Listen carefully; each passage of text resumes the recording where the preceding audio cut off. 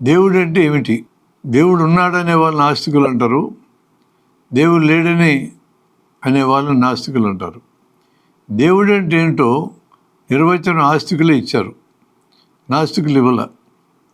దేవుడు విశ్వవ్యాపకుడు, దేవుడు సర్వశక్తి సంపన్నుడు, దేవుడు సర్వజ్ఞుడు, అన్నీ తెలిసినవాడు, దేవుడు సృష్టికర్త.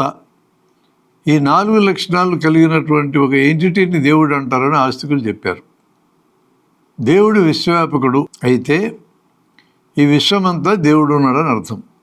విశ్వమంతా విస్తరించాడంటే నీలో ఉన్నాడు, నాలో ఉన్నాడు, ప్రతి వస్తువులో ఉన్నాడు, గుడిలో ఉన్నాడు, గుడిలో విగ్రహంలో ఉన్నాడు, గుడిలోకి వెళ్ళడానికి వేసిన మెట్లల్లో ఉన్నాడు, మహిళల్లో ఉన్నాడు, దళితుల్లో ఉన్నాడు అని అర్థం.